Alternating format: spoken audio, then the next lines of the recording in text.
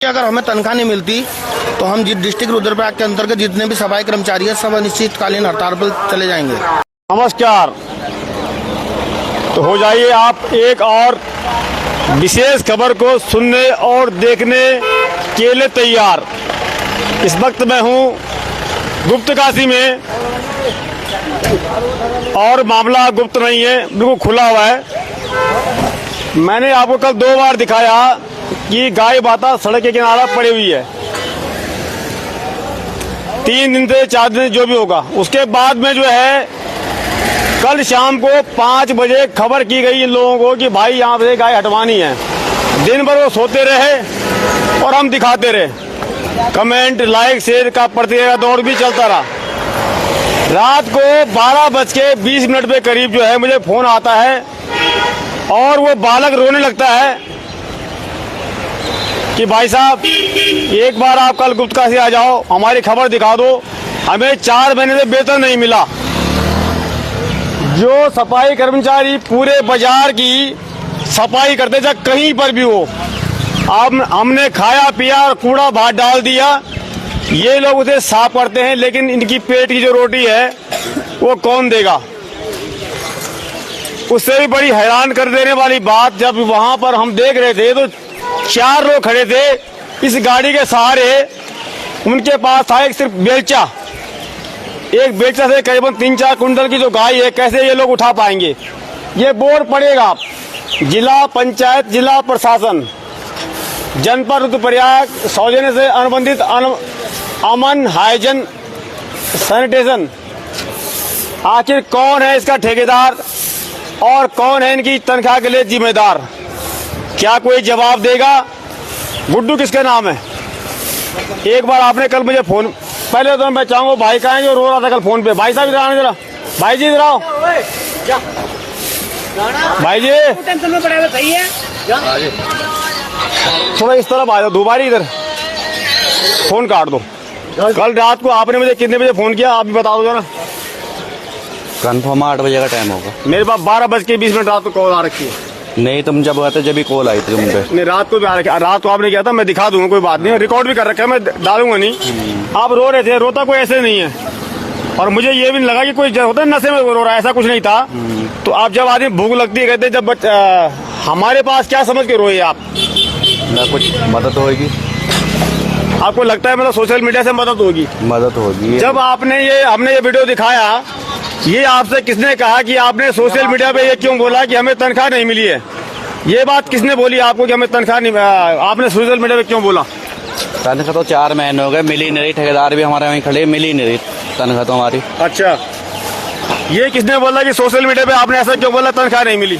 किसी ने नहीं बोला, मैंने नहीं बोला था सच। किसी ने नहीं बोला, ना हमारे ठेकेदार ने जोड़ दिया, ना किसी ने कुछ नहीं कहा। लेकिन 4 महीने तनख्वाह नहीं मिली है? हाँ, तनख्वाह नहीं मिली 4 महीने हो गए। कितनी परेशानी होती है आपको तनख्वाह ना मिलने से? 4 महीने बहुत ही है। चले गुड्डू भैया आपके पास आता हूँ। आपने भी तो मुझे फोन किया था कि भाई साहब किसी जेसीबी वाले को बोल दो।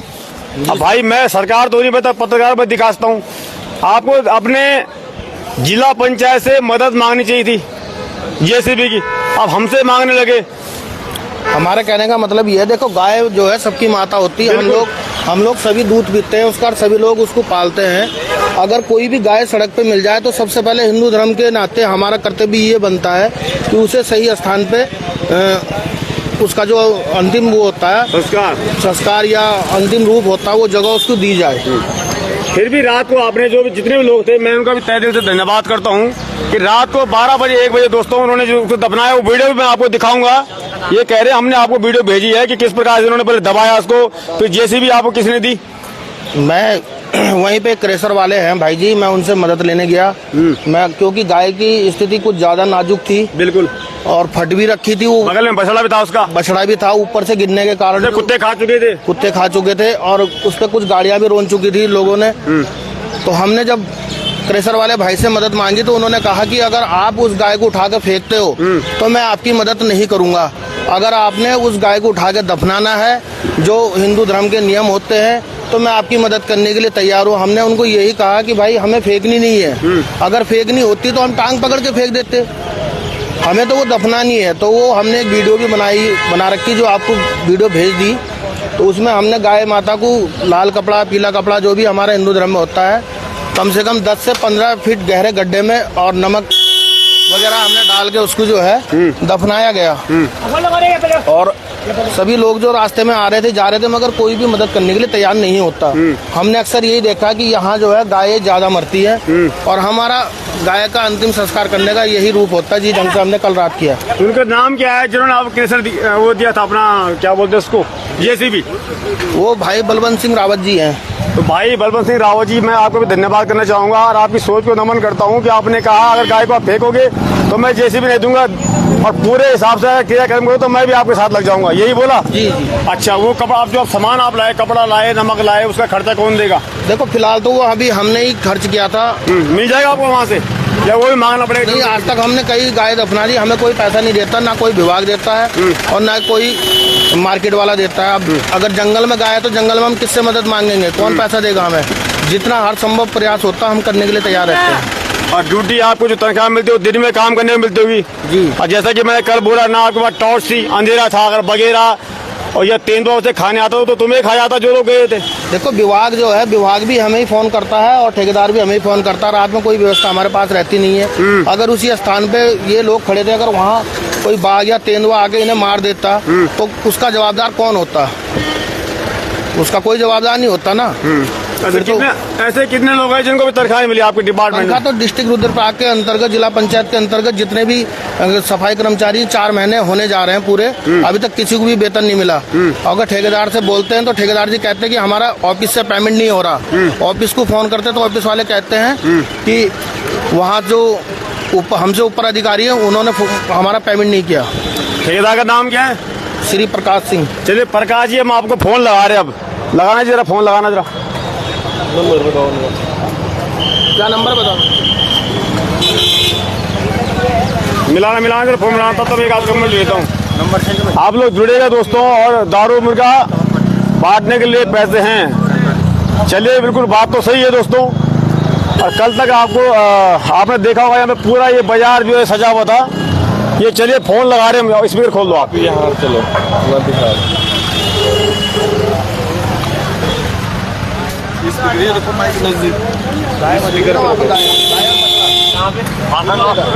हेलो, प्रकाश बोल रहे हैं आप?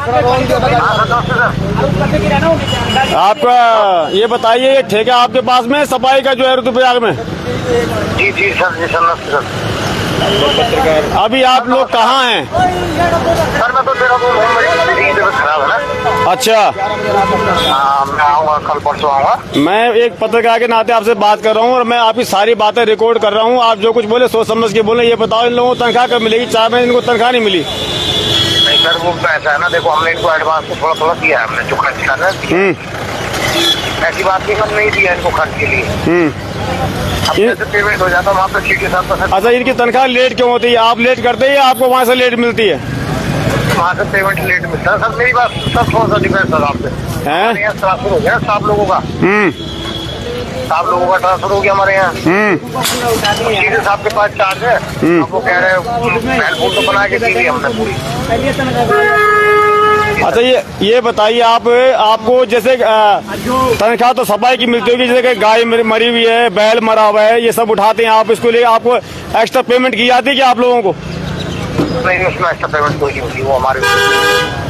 अच्छा, आपको जो है वहाँ से कुछ नहीं मिलता? फिनाइल हुआ या ग्लव्स हुआ या नमक हुआ, ऐसा कुछ नहीं?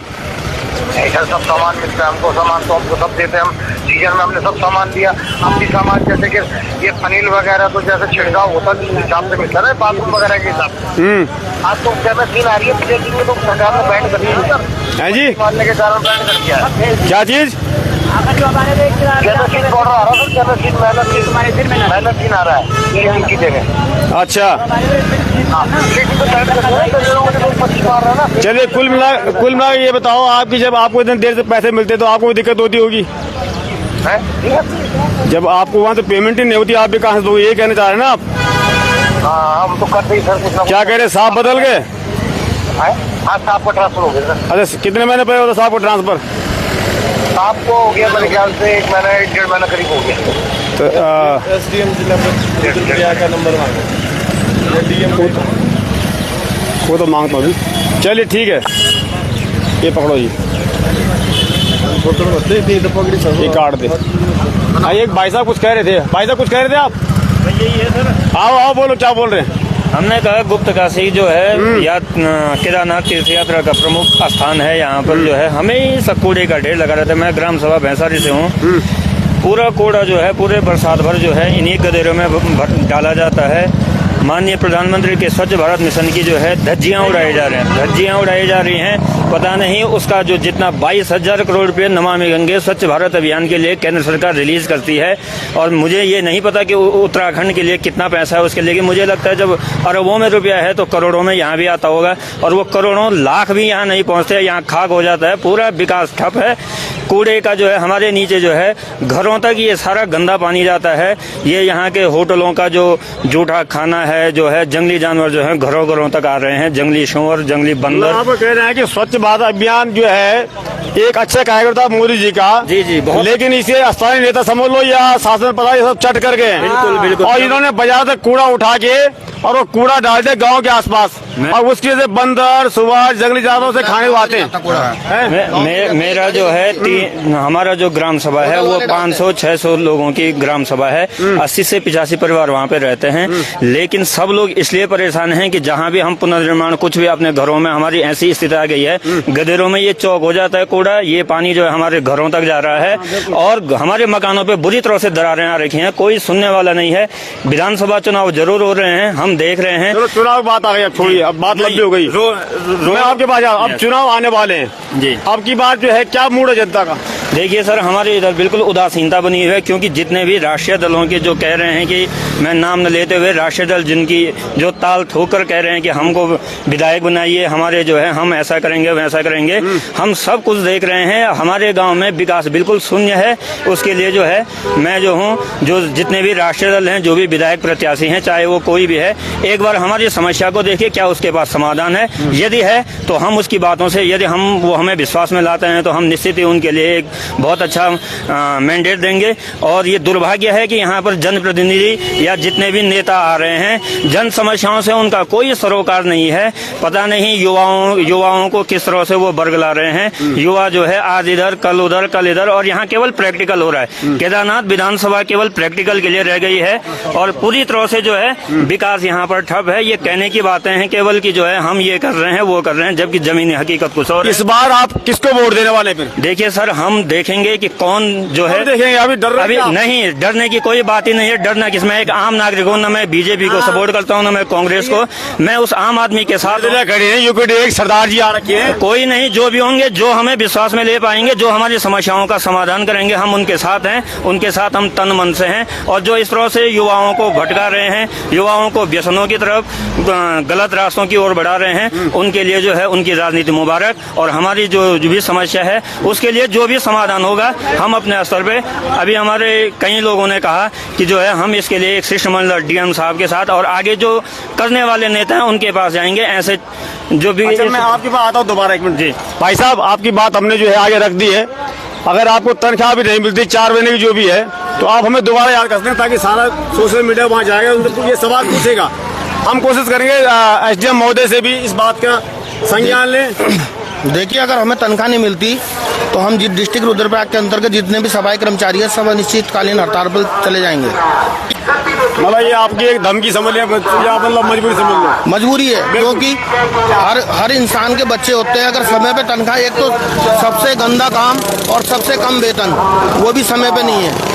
हम तो लास्ट में यही कहेंगे कि समय पे वेतन मिल जाना चाहिए, और जो जिला पंचायत सफाई कार्य जो ठेके पे देती है, ठेका प्रथा बंद करी जाए, क्योंकि ठेके में पूर्ण लापरवाही होती है। बिल्कुल, ना तो उसमें काम होता है और ना ऊपर से पेमेंट होता है। एक अधिकारी दूसरे अधिकारी को, कोई इंश्योरेंस होता है आपका? कोई इंश्योरेंस नहीं होता है। अगर कल रात की घटना आपके सामने की है, अगर कल कोई मर जाता, बाघ खा लेता, तो कौन जवाबदार होता उस चीज का? कल का आपने हमारा पूरा वीडियो देखा? जी, आपका वीडियो ही देख के हम वहाँ जहाँ पे वो जगह थी, आपका वीडियो देखने के बाद हम वहाँ पहुँचे। हमें किसी अधिकारी या किसी विभाग ने फोन नहीं किया था, क्योंकि गाय सबकी माता होती है। चलिए थोड़ा पकड़ो इसको।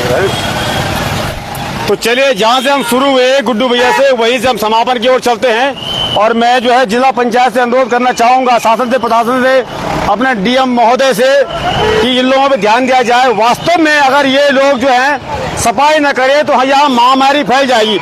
और इनकी तनख्वाह नहीं मिले तो इनके घर में भुखमरी फैल जाएगी।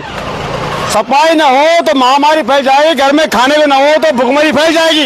ये कहाँ जाए। और दूसरी बात, वाकई ये जो ठेका पड़ता है ये बंद होना चाहिए या इनका इंश्योरेंस होना चाहिए। अगर इनको रात को 1 बजे जब वो दफनाए थे गाय माता को अपने बिल्कुल हिंदू रीति रिवाज के हिसाब से, अगर कुछ हो जाता इन्हें बाहर से तेंदुआ खा जाता तो इनकी भरपाई कौन लेता। पता नहीं इसके नाम भी वहाँ दर्ज है कि नहीं है। तो इन बातों को लेकर बिल्कुल सरकार को संज्ञान लेना चाहिए और जितने भी ऐसे कर्मचारी हैं उनको समय पे तनख्वाह मिलनी चाहिए, इंश्योरेंस उनका होना चाहिए। बस यही मैं लास्ट में संदेश देना चाहता हूँ और मैं चाहूंगा कि शासन प्रशासन को संज्ञान ले। ठीक है भाई साहब, लगे रहे आप और बहुत बहुत धन्यवाद आपका।